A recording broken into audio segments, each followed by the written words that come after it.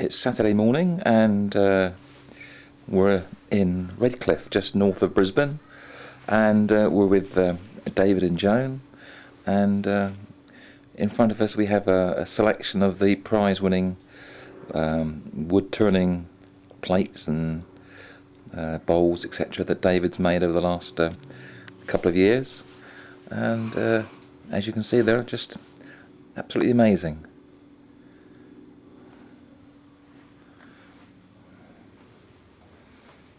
Difficult to get it all on camera, but it gives you an idea of what David's capable of doing. This bowl here is his sort of latest concept, which is hopefully going to win him a new championship in the local craft show. Very, very complicated, as you can see.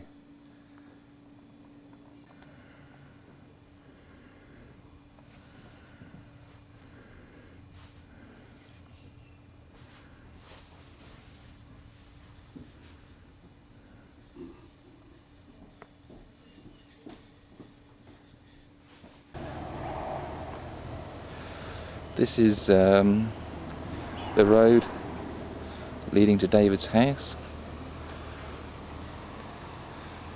which is this one here. Basically, it's garages and workshops on the ground floor, and then living accommodation on the first floor. Very nice, quiet road, and in fact reminds us very much of where we used to live in Lombard, in the outskirts of Chicago.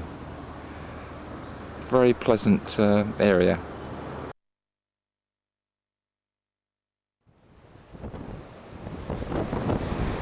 We've travelled up the coast with David to a small town called Caloundra, and the nice sort of river here coming out into the sea. It's a beautiful day, quite windy, as you can probably hear on the microphone.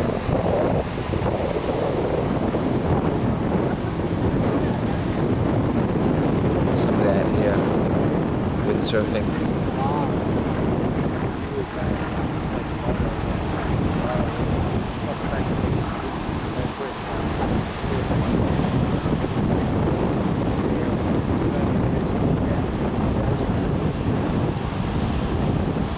Beautiful spot, very nice indeed.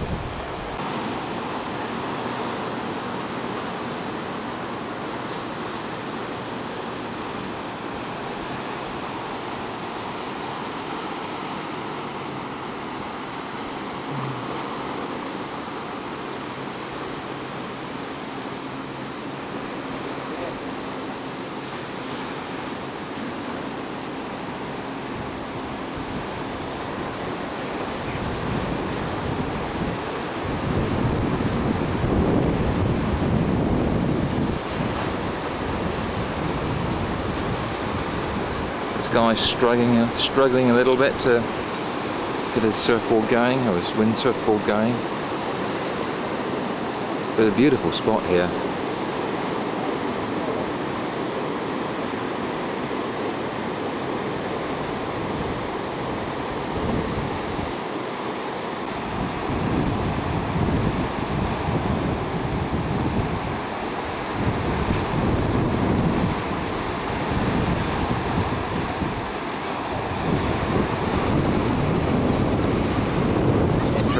As we stand here,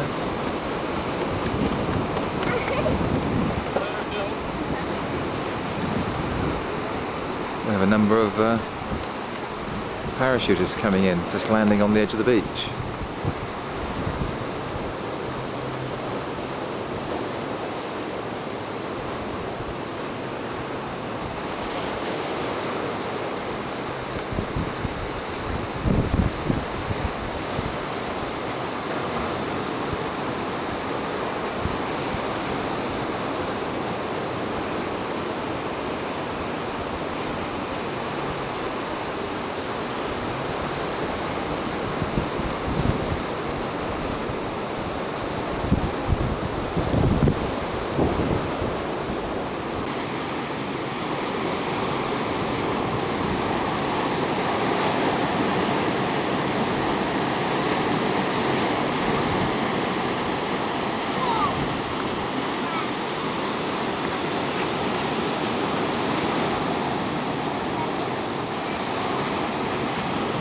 Beautiful spot here.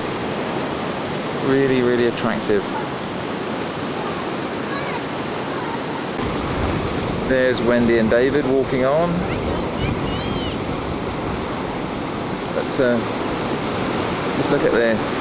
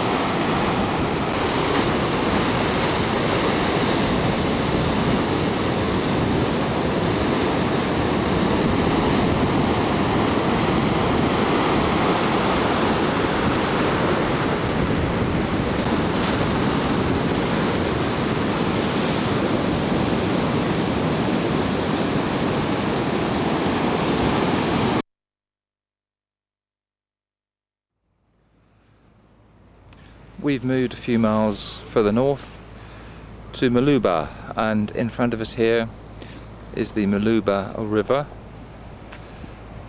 Quite a bit of a fishing port and pleasure craft region, and obviously you can just see one of the sort of fishing trawlers going out now. Primarily, I think, fishing for prawns and etc. And it's going up the river, which is just the entrance to sort of the bay is just here.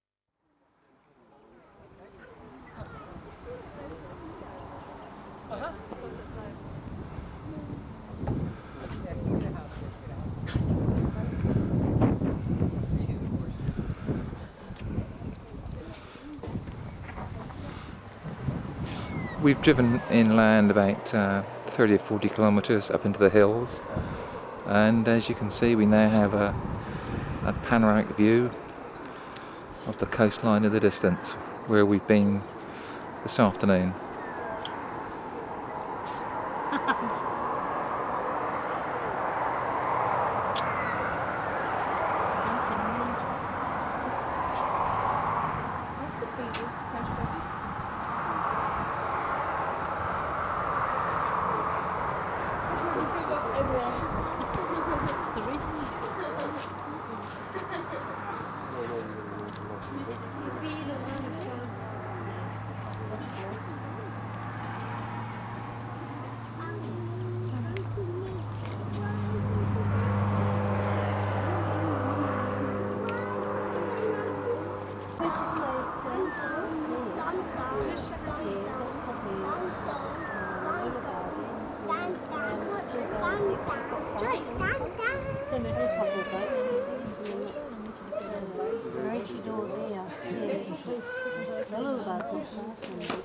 When we stayed, that time we stayed down there at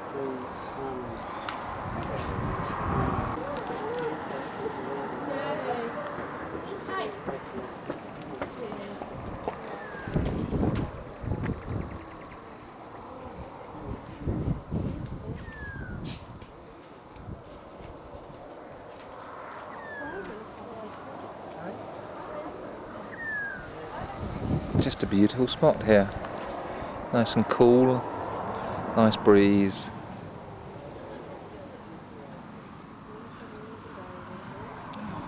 "3:30 in the afternoon. Another couple of hours and it'll be dark.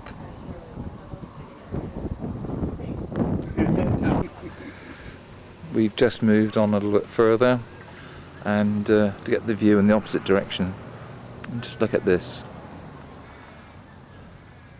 These are called the Glasshouse Mountains, as named by Captain Cook when he first sailed in this part of the world. 1770. 1770.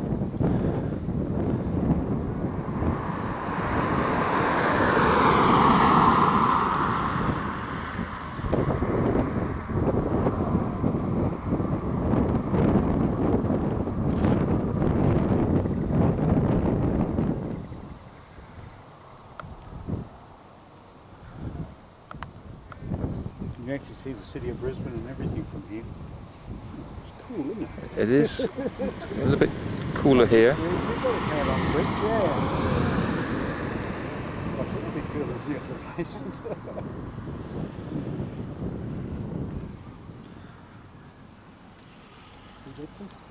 Sticking out to the sea, you can even see the port of Brisbane beyond it. You see all the claims of the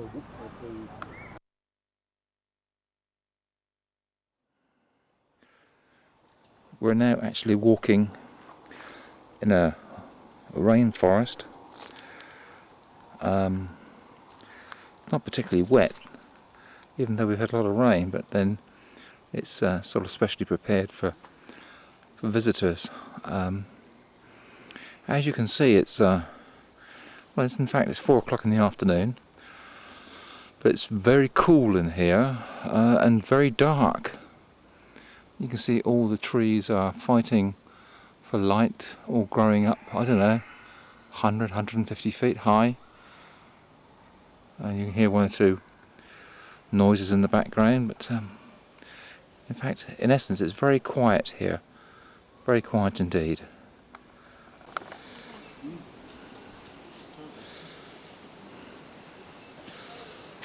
This is a fig strangler tree, where you have a normal tree and the seed is dropped, a fig tree seed is dropped, and it grows up around the outside of the original tree, basically strangling in it and eventually killing it. As you can see, it goes right up pretty high.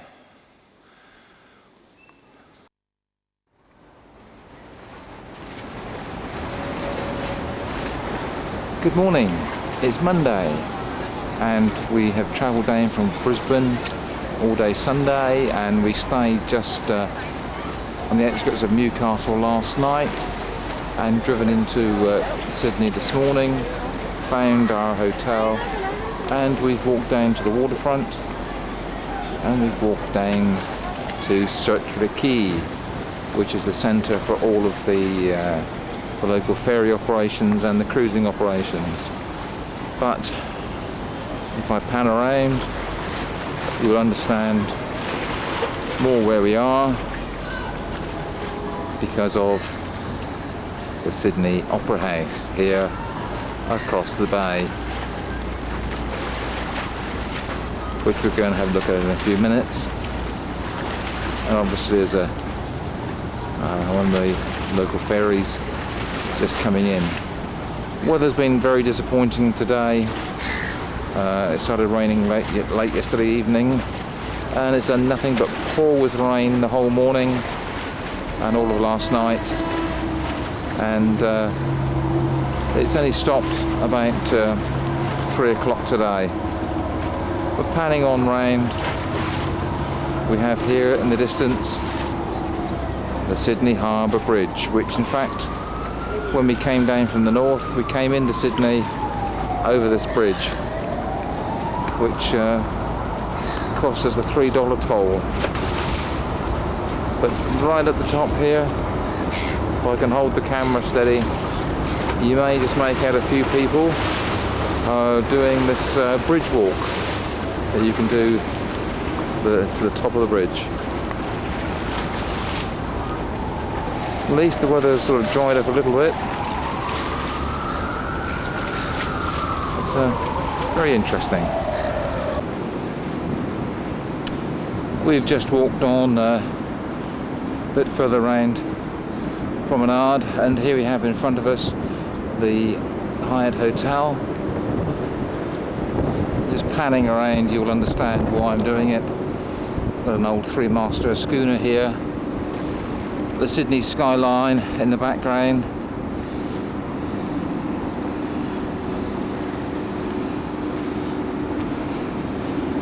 Circular Quays in front of us. One of the harbour cruise ships just going in. Another little one coming out. And obviously the Opera House in the background. That leads out to the sea.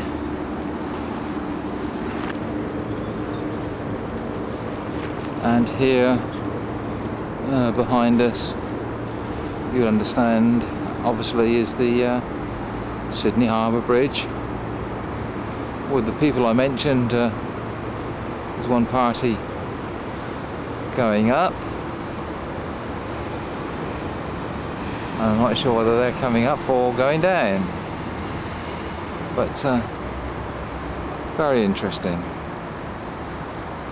The weather's picking up a little bit, as you can see. It's a blue sky in the distance.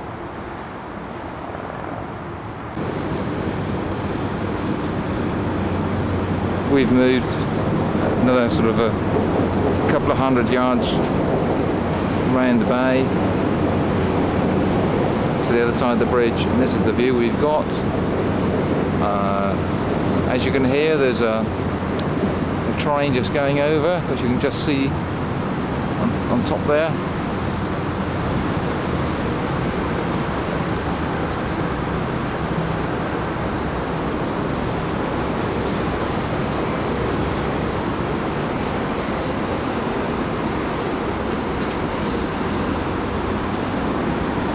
Another one of the ferries going through.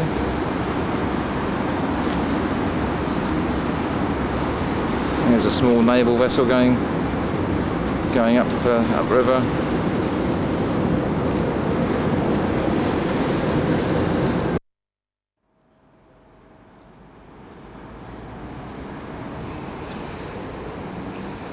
Good evening. It's still Monday evening, but we've taken the opportunity to come down to the waterfront to show you what it looks like.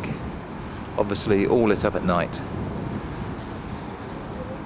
This is Circular Quays again in front of us, with the backdrop of the Sydney city centre, and I shall just sort of literally pan through 180 degrees and you can see what it's like.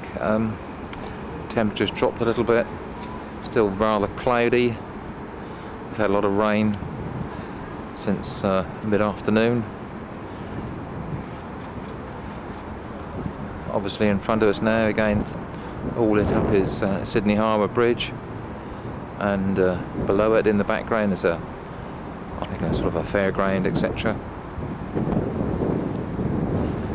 And then I think this is Manly on the opposite side of the harbour, and then of course we come round to the Opera House itself, appropriately lit up.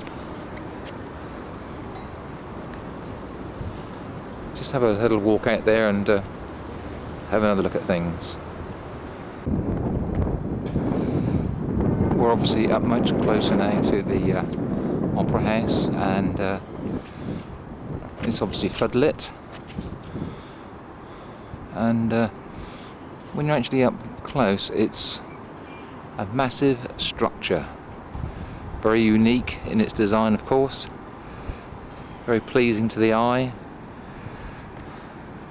And presumably the acoustics are excellent, although we have no chance of finding that out for ourselves. And again, obviously, we have the Sydney city centre all lit up in the background here.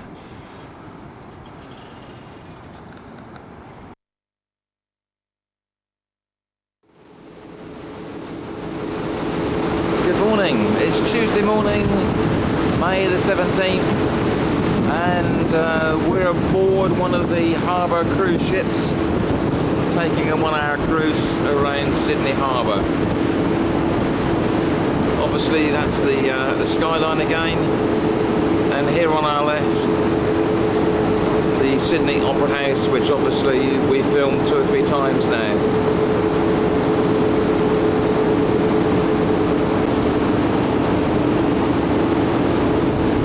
Seeing it from the water obviously puts a different perspective on things, and just absolutely fascinating.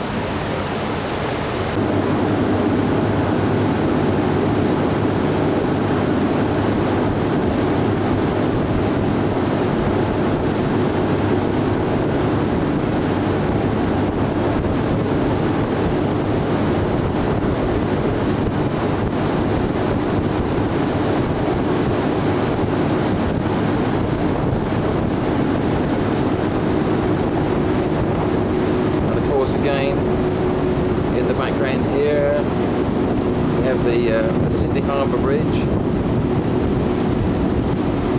and again I don't know if you can make out people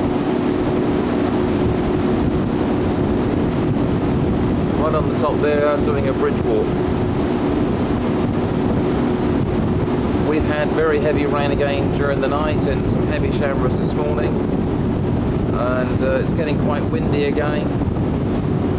But hopefully we can get this little cruise done before it rains again.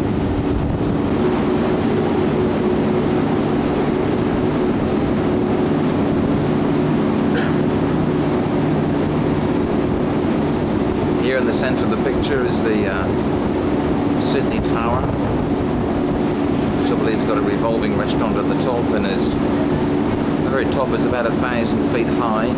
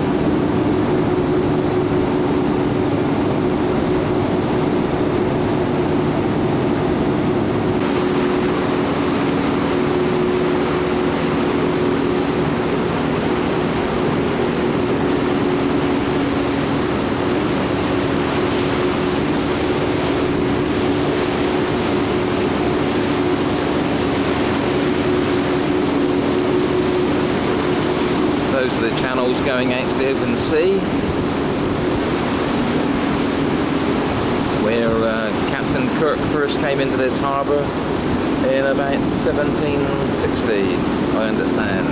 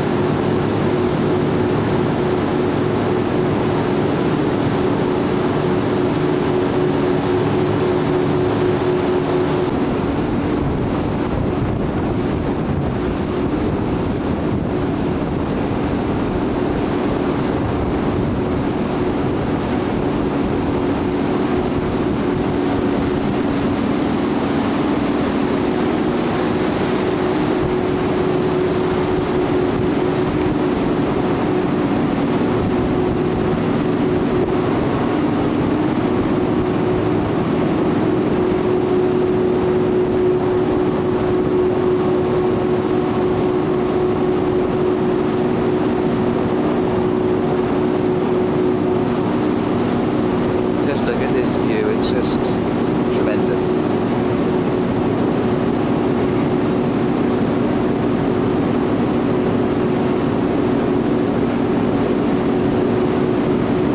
Obviously one or two heavy rain showers coming in the distance.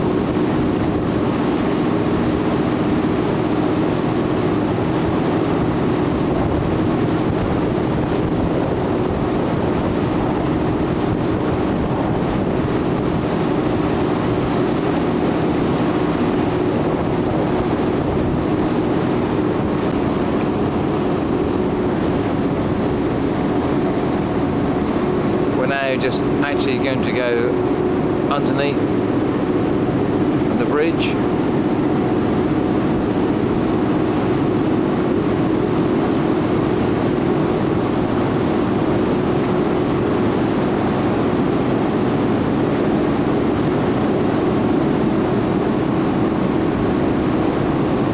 Massive structure, obviously. Quite a feat of engineering. Because it is fairly deep water here.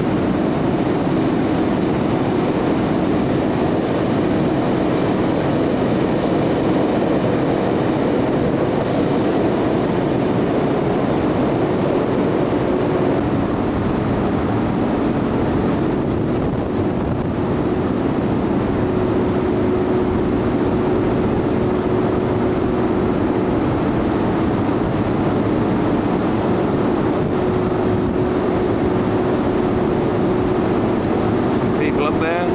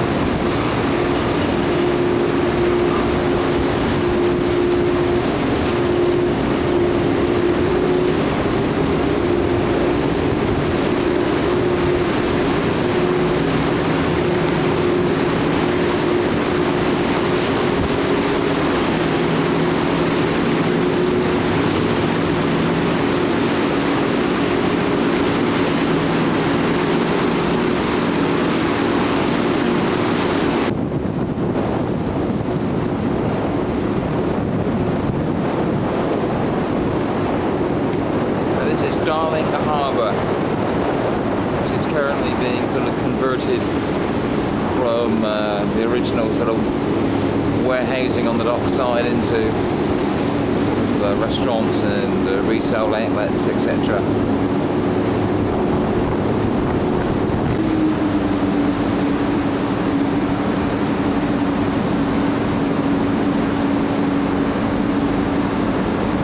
And this just about brings our little cruise around the harbour to an end. Taken about an hour, but very enjoyable.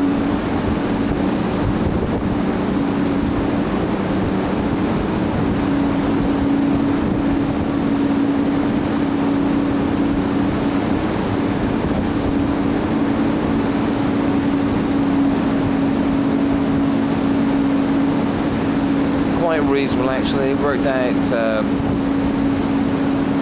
about £7.50 each.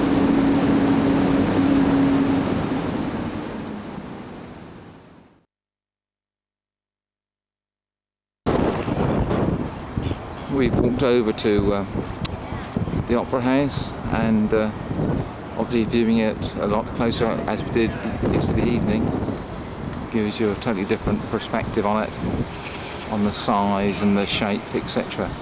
Look at this, it's beautiful, isn't it?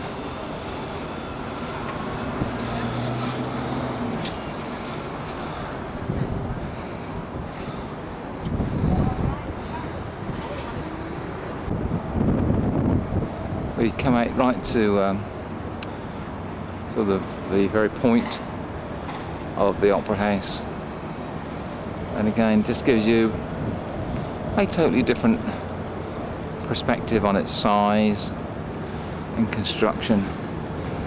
Obviously you can see by the size of the two people walking across the screen that we're sort of fairly high here.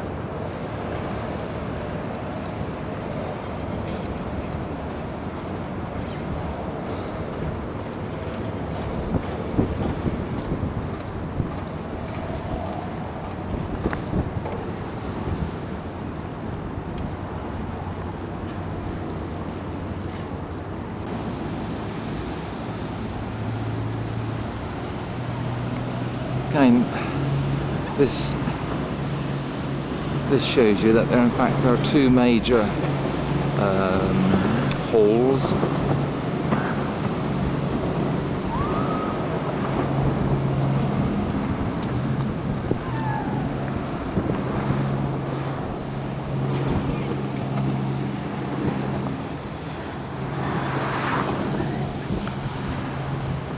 One of these jet boats.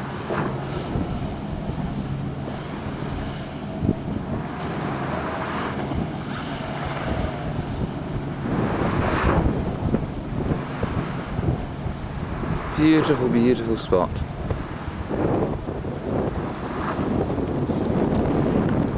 And I think that this is virtually the end of our brief spell in Sydney.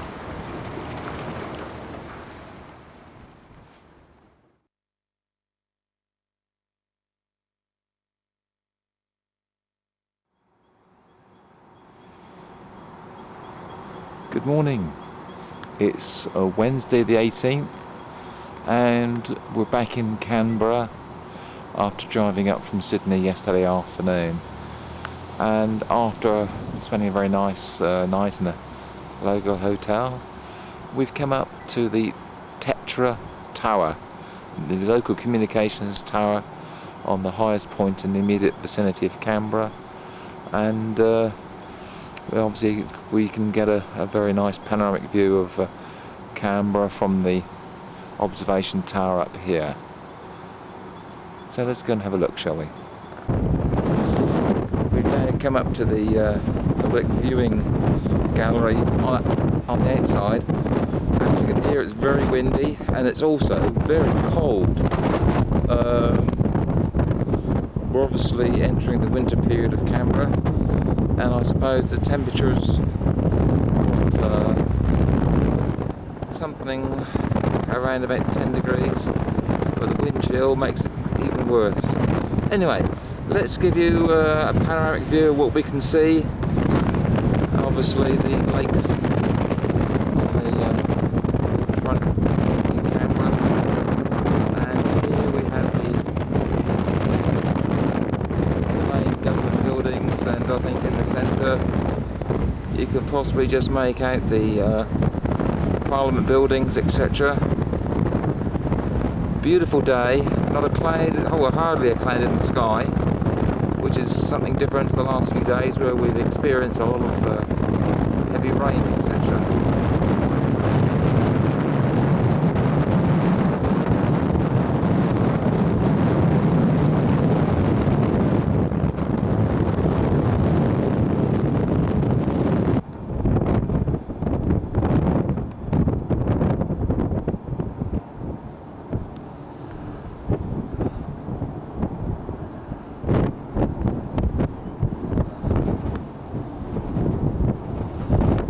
looking down towards the south now.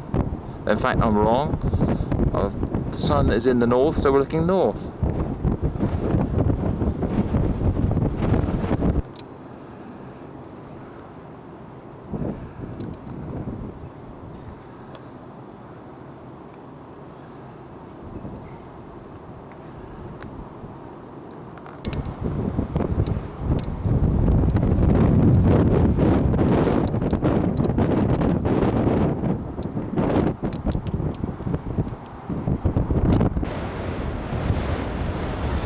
And there we're virtually back to where we started again with a full 360-degree panoramic.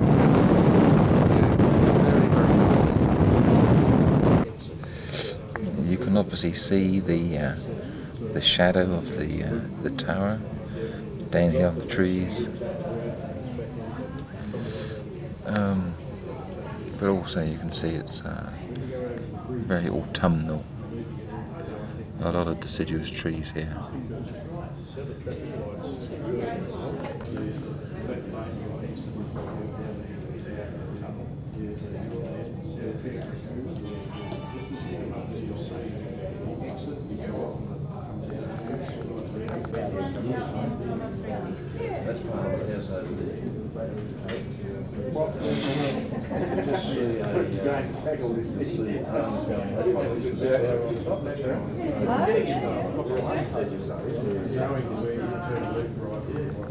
We're inside the Royal Mint, and we're just going to actually make our own $1 coin, which hopefully we can see happening very quickly. When you press green, and there the coin came out there, and if when you can pick it out and show the camera on a flat palm of a hand,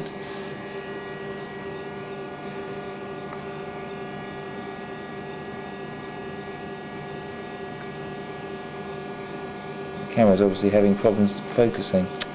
Sorry, I turned it over too quickly.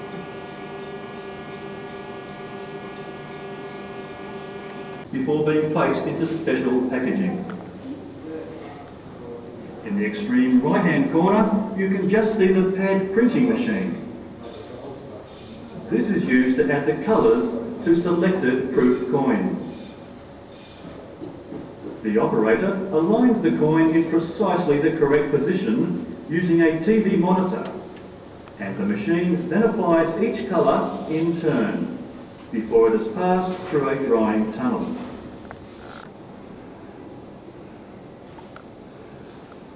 This is the tool room where all dies are made. The machine near the window cuts bars of tool steel into short lengths before the design is pressed into them. The milling and grinding machines further behind are used to shape the dies so that they fit into the coining press accurately. Circulating dies last less.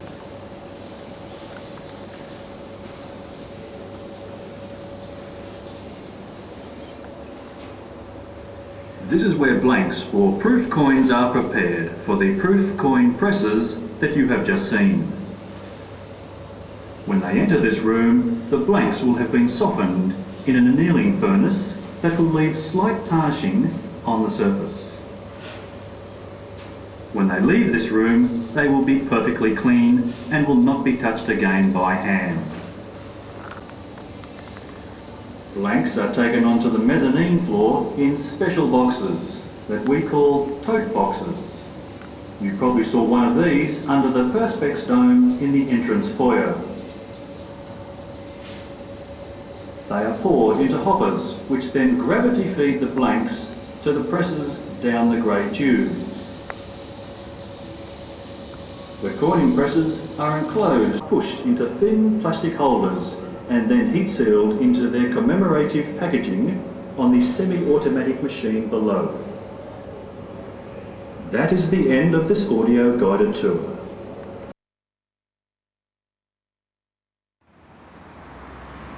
Good morning, it's Thursday the 19th our last morning in Canberra, and for the last 2 nights we've stayed at this hotel, the Pavilion. Very, very nice. In fact, we were able to get a small apartment of a sort of a large lounge and sort of dining area and kitchen, a separate bedroom and bathroom and toilet with a jacuzzi. And interestingly, after some negotiation, we got it for approximately £60 a night, including breakfast, which is very good. Let's have a quick look inside. The hotel is in fact built around a central atrium, as you can see, which is covered, and very, very nice, nicely laid out. Dining area down there where we've dined for the last 2 nights. There's a bar and breakfast area. Very pleasant indeed.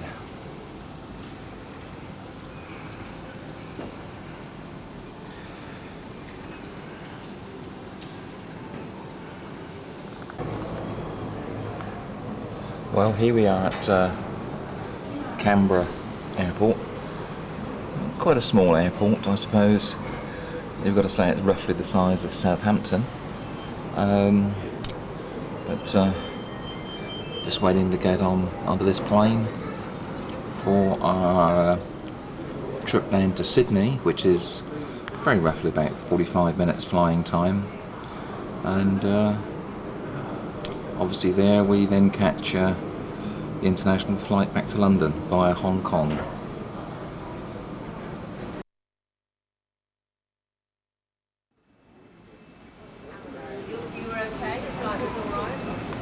We're now at Sydney Airport, just awaiting a plane in front of us here to take us to Hong Kong and London.